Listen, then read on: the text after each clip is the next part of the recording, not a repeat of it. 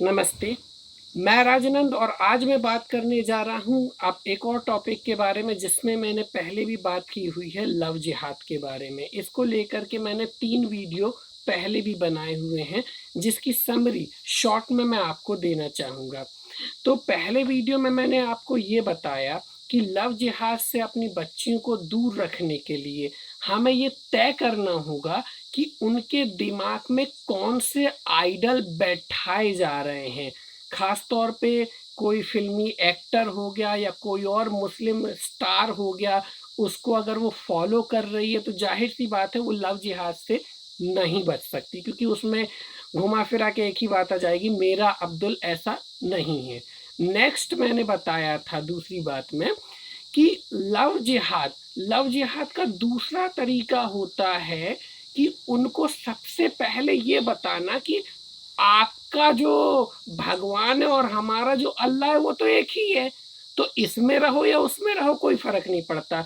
जिसके लिए मैंने काफ़ी सारी आध्यात्मिक संस्थाओं को भी ब्लेम किया था, चाहे वो गायत्री परिवार हो, ब्रह्मा कुमारी हो, फलाना ढिकाना। आप अगर लिंक में दिए हुए वीडियो को देखेंगे तो आपको सारी संस्थाओं की पोल खुलती दिखाई देगी। तो भगवान और अल्लाह को एक अगर आपने कर दिया तो कभी भी किसी मुस्लिम से दूर रह ही नहीं सकती, क्योंकि भैया आपका अल्लाह और उसका भगवान तो एक ही है, तो धर्म परिवर्तन में प्रॉब्लम क्या है। तो ये जो प्रोपेगेंडा आध्यात्मिक संस्थाओं के द्वारा हमारे घर घर में चलाया जाता है कि ईश्वर अल्लाह एक है, दूसरा पॉइंट मैंने ये बताया था। तीसरा पॉइंट जो मैंने बताया था कि हम बाकी सब पर ध्यान रखते हैं केवल अपनी बच्चियों को छोड़ के। जब हम उन्हें अकेला छोड़ देते हैं कि उनके मेल बॉक्स में किसका मेल आ रहा है, सोशल मीडिया में कौन है, किससे मिल रही है, कब आ रही हैं, कब जा रही हैं, ये सब जब हम ध्यान देना बंद कर देते हैं, कोई बीच का रास्ता वो निकाल लेती है हमारी नज़रों से बच के किसी से मिलने का, तो वो सबसे बड़ी गलती होती है जिसके कारण हमारी जो बच्चियां हैं वो लव जिहाद का शिकार होती हैं। तो ये 3 पॉइंट्स मैंने ऑलरेडी बता चुके हैं। आज ये जो वीडियो रखने जा रहा हूँ ये बेस्ड है एक मूवी पर, द केरला स्टोरी। इस मूवी के बहुत सारे रिव्यू आपने पहले भी देख लिए होंगे। मैं यहाँ कोई रिव्यू वगैरह नहीं करने वाला मूवी के। मैं यहाँ केवल इस मूवी से निकाल के 3 पॉइंट्स लेके आए हैं, जो 3 पॉइंट्स को लेकर के मैं इस पार्ट 4 में आगे बताने जा रहा हूँ।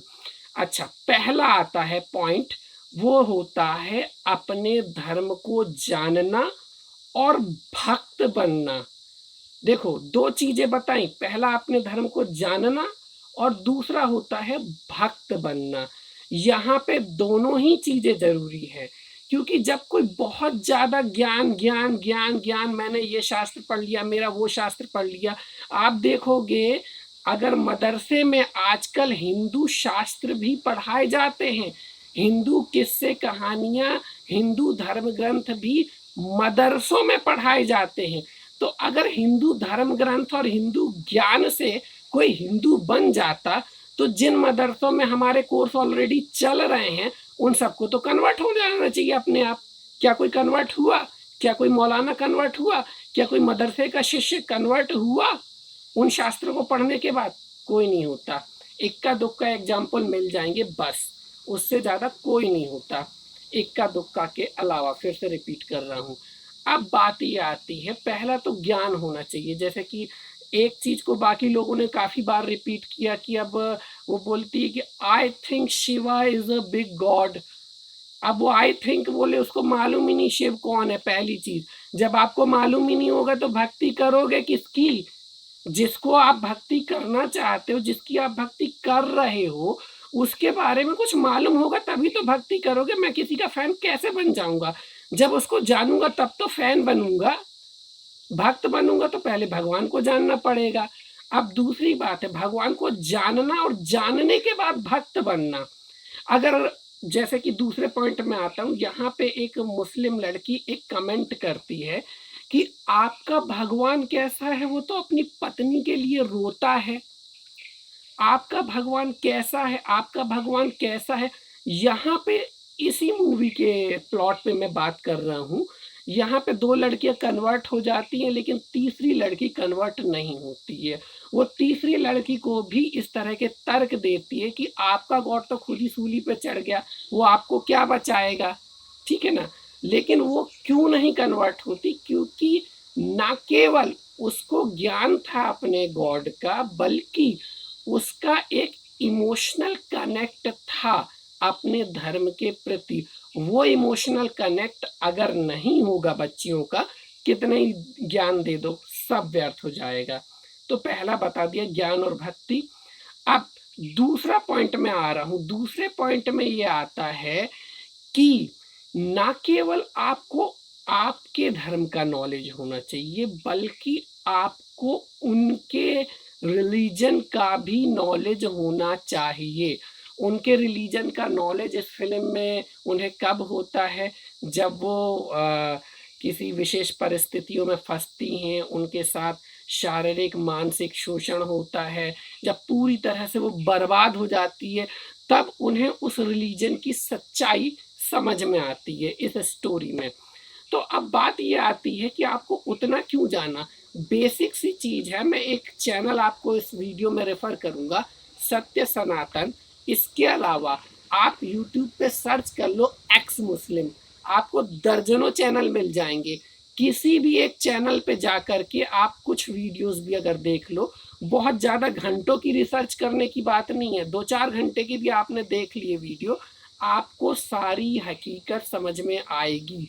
क्योंकि यहाँ पे आपको मीठी मीठी बातें बताई जाती है, लेकिन जो डार्क सच्चाई उसके पीछे छुपी हुई है उसे छुपाया जाता है, जो कि यहाँ बताया जाएगा।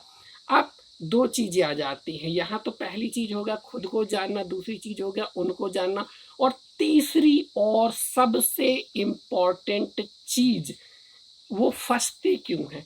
वो फंसती इसलिए नहीं है क्योंकि वो इस्लाम से प्रभावित हो चुकी होती हैं, वो फंसती इसीलिए हैं क्योंकि उनका एक बॉयफ्रेंड बन चुका होता है।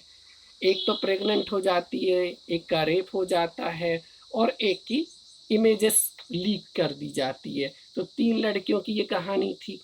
अब यहाँ पर मैं आना चाहूँगा, लेट वीडियो बनाने का फ़ायदा ये है कि आप में से काफ़ी लोगों ने मूवी देख ली होगी और स्पॉइलर देने पे भी कोई फ़र्क नहीं पड़ेगा। अब ये बात आती है कि वहाँ पे उनको कन्वर्ट करने का जो सबसे बड़ा जरिया बनता है उनका बॉयफ्रेंड। यहाँ पे सबसे बड़ी जो ज़रूरत होती है एक स्त्री की, वो होती है पुरुष, और पुरुष की ज़रूरत होती है स्त्री। ये एक सनातन सत्य है। शिव के लिए पार्वती जरूरी है, पार्वती के लिए शिव, लक्ष्मी के लिए नारायण जरूरी है, नारायण के लिए लक्ष्मी जरूरी है। तो ऐसी कोई भी लड़की नहीं है जिसे अपना पति या हस्बैंड की आवश्यकता ना हो, या फिर कहा जाए कि बॉयफ्रेंड की आवश्यकता ना हो। क्योंकि यहाँ पे मैं बॉयफ्रेंड जैसी चीज़ को बिल्कुल भी रेफर नहीं करता हूँ, बिल्कुल ही निगलेक्ट करता हूँ। आपको सही उम्र में बेटियों की शादी करना होगा, और अगर नहीं कर रहे तो उन पर नज़र रखना होगा कि वो किससे बात कर रही हैं, क्योंकि वो एज है, वो उनकी आवश्यकता है। वो किसी ना किसी आदमी को अपना दोस्त बनाएंगी ही, क्योंकि वो उनकी आवश्यकता है। यहाँ पे मैं ये नहीं कह रहा हूँ कि कोई जो बॉयफ्रेंड या गर्लफ्रेंड बनाते हैं तो लड़की बदजलन हो जाती है या लड़का बदजलन हो जाता है। भगवान शिव ने एक विवाह नाम की पवित्र संस्था बनाई है इसके लिए। तो हाँ, जरूरत है, नेचर है, लेकिन माँ बाप को इस चीज को समझना होगा। एक इसमें छोटा सा पॉइंट और ऐड करना चाहूँगा मैं। एक वीडियो में देख रहा था सैयद रिजवान अहमद का, आप सर्च कर लेना, मुझे याद नहीं कौन सा वीडियो है। उसमें एक मस्जिदों में वायरल होता हुआ एक वीडियो था। उसमें बहुत सारे पॉइंट्स थे जिससे मुस्लिम लड़कियों को हिंदू लड़कियों के चक्कर में बचने से बचाया जा सके। वो रेगुलेशन हमको अपने में फॉलो करना चाहिए जितना कर सकते हैं। जरूरी नहीं कि आप पूरा कर पाएंगे, मैं नहीं समझता कि अपन पूरा कर पाएंगे। तो उसमें केवल एक ही पॉइंट यहाँ पे इस वीडियो में डिस्कस करना चाहूँगा। उसमें ये कहा था कि अगर आपकी बच्ची बालिग हो गई है और बाहर पढ़ने जा रही है तो सीधा उसकी शादी कर दो। शादी करने के बाद उसका गौना मत करो, गौना तब करो जब वो पढ़ के वापस आ जाए, ताकि उसका दिमाग उसके हस्बैंड में रहे, ना कि इधर उधर रहे। उसको मालूम है मुझे ज़िंदगी किसके साथ बितानी है, ताकि वो कंफ्यूज ना हो, चॉइस ना ले कि ये लड़का अच्छा वो लड़का अच्छा वगैरह वगैरह। तो इस तरह के सर्कुलेशन थे, अगर आप चाहें तो नेट पे यूट्यूब पे सर्च करके उसको देख भी सकते हैं। तो ये थे 3 पॉइंट्स, इस पे मैं आपके कमेंट का इंतज़ार करूँगा। मैं चाहूँगा इस चर्चा को हम और आगे बढ़ाएं आपके कमेंट के ज़रिए। आपके जो अच्छे या बुरे जैसे भी कमेंट होंगे उसका सम्मान होगा। जय माता दी, हर हर महादेव, धन्यवाद।